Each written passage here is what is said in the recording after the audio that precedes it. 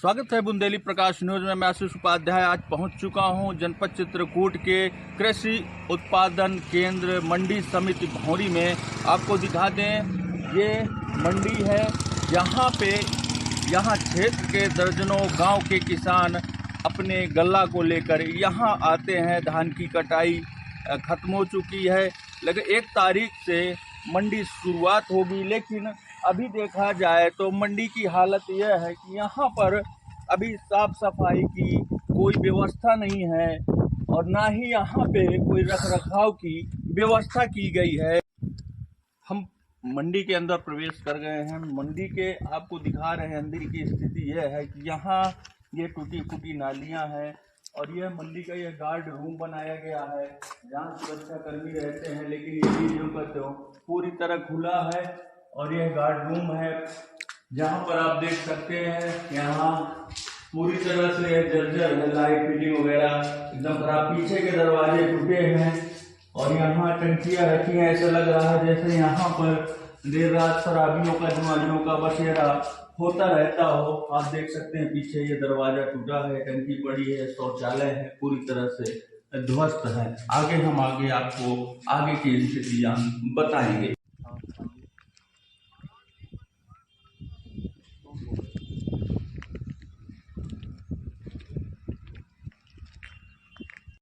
मंडी परिसर में किसानों को पेयजल के लिए एकमात्र हैंडपंप लगा है और मौजूदा वर्तमान स्थिति में यहाँ पर बोतलें पड़ी हुई हैं शराब की, जो लगता है कि यहाँ पे अराजक तत्वों का बराबर बसेरा रहता है। ये जनरेटर है, इसकी भी सुरक्षा रखरखाव की व्यवस्था नहीं है। ये गेट पूरी तरह से खुला है।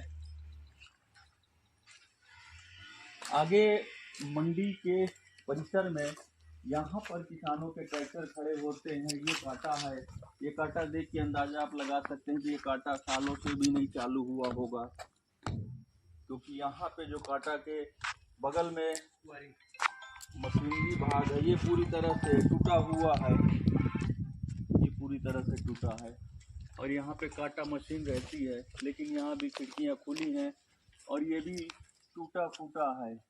ये आप देख सकते हैं यहाँ पे अंदर ये खिड़की टूटी है, ये दरवाज़ा है, ये खिड़की है, अंदर कुर्सियाँ पड़ी हैं। ऐसा लग रहा है कि वर्षों से इसको खोला न गया हो। कांटा मशीन भी रखी हुई है, कांटा मशीन भी धूल खा रही है। जो सरकार द्वारा उपकरण दिया गया है इनका किस तरह से दुरुपयोग हो रहा है, इनके रखरखाव के अभाव में इनको कोई देखने वाला नहीं। मैं जिला खाद्य विपणन कार्यालय चित्रकूट से विपणन निरीक्षक अमित कुमार शर्मा। यहाँ बसीला भौरी मंडी में ज्वार बाजरा केंद्र बनाया गया है किसानों की खरीद के लिए, जहाँ पर MSP पर किसानों से खरीद की जाएगी और उनकी खरीद के लिए जब फसल आएगी तो उनकी व्यवस्था आप लोग देख ही रहे हैं मंडी में किस तरह है। यहाँ पर बिजली का कनेक्शन नहीं है, अंदर तार बिछे हुए हैं लेकिन बाहर से कनेक्शन नहीं है। और कोई चौकीदार की व्यवस्था भी नहीं है गेट पर, जिससे चौकीदार की व्यवस्था या और ये 2-3 समस्याएं हैं, ये अगर कंप्लीट हो जाएं तो उनके किसानों को खरीद में कोई समस्या नहीं आएगी। अच्छा, किस तरह की तैयारियां चल रही हैं यहाँ पे विपणन को लेकर? विपणन को लेकर यहाँ पर तैयारियां पूरी हैं।